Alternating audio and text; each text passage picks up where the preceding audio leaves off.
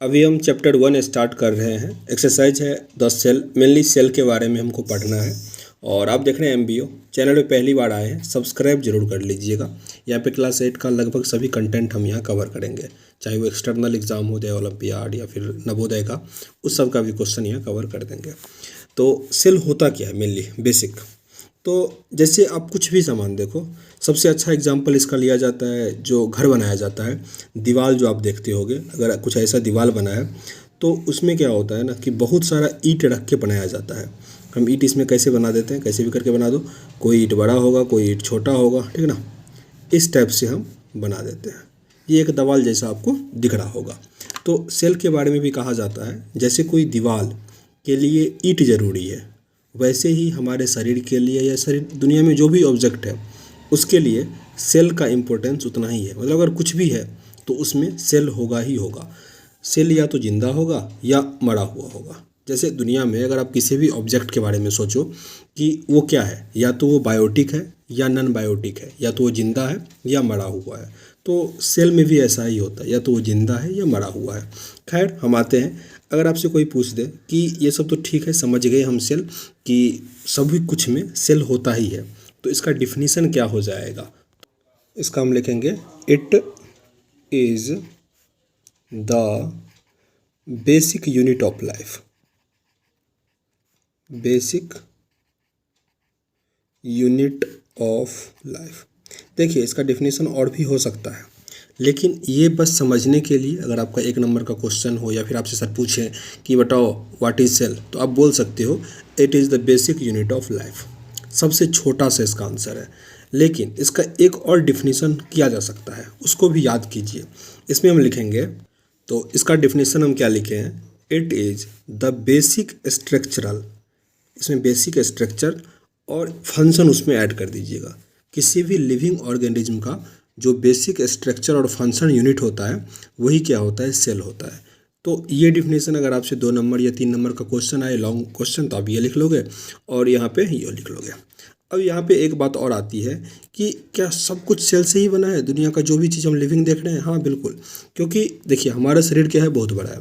तो और जबकि सेल क्या है, काफ़ी छोटा है। हम सब जानते हैं काफ़ी छोटा है, क्योंकि आज तक हम लोग सेल तो देखे नहीं हैं। अगर आप लैब गए होगे तो देखे होगे माइक्रोस्कोप से, लेकिन वैसे तो नहीं देखे हैं। तो क्या होता है कि सेल जो है ना सबसे छोटा, ये स्मॉलेस्ट यूनिट ऑफ लाइफ है सेल।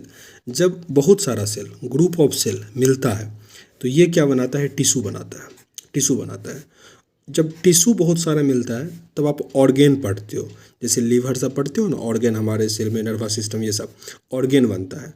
उसके बाद ये सब जब बहुत सारा ऑर्गेन मिलता है तो उसको हम कहते हैं organ system, OS, organ system. और तब हमारा पूरा बॉडी बनता है। आई होप समझ में आया होगा। मतलब बॉडी तक पहुंचने के लिए सेल कितना सारा ग्रुप बनाता है। और एक चीज़, सेल अलग अलग टाइप का होता है। ऐसा नहीं होता कि सेल एक ही जैसा होता है। मतलब जैसे हमारे हाथ में हो, जैसे मसल है हमारा, तो उसमें होगा अलग टाइप का सेल, हालांकि वो हम आगे पढ़ेंगे। हमारे ब्रेन में अलग टाइप का सेल होगा, लीवर में अलग टाइप का सेल होगा, ब्लड में अलग टाइप का सेल होगा।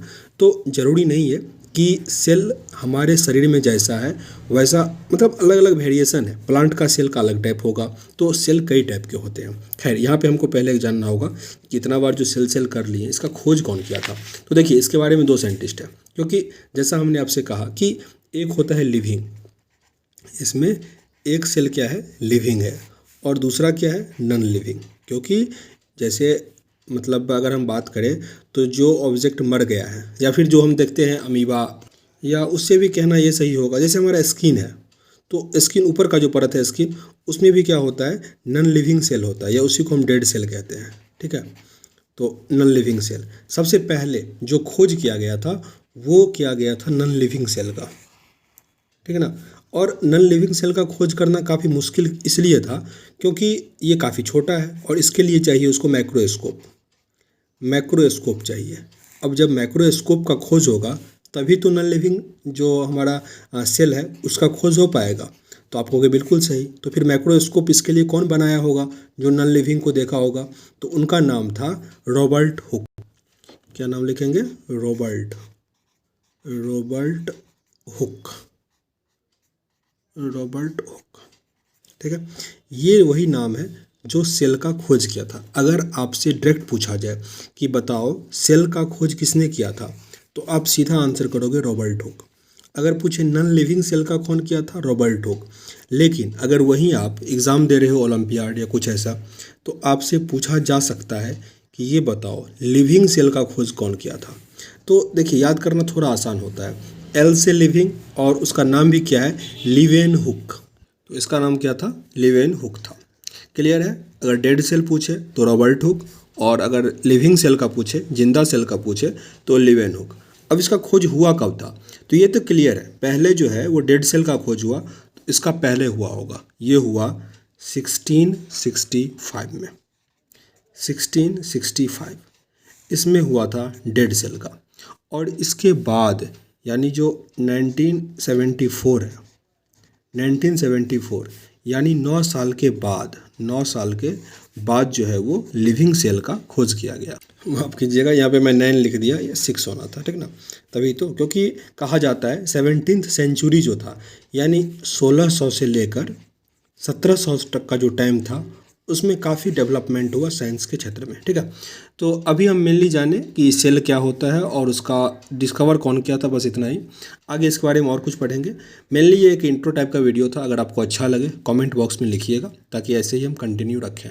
पसंद नहीं आए तो फिर हम पीपीटी बना के, जो लैपटॉप में पढ़ाया जाता है जिस टाइप से, वैसे हम कवर कर देंगे। ये समझाना थोड़ा आसान होता है, समझना भी आपके लिए आसान होता है, तो इसीलिए हमने ऐसा ट्राई किया था। अब बताइएगा, ठीक है। मिलते हैं नेक्स्ट क्लास में।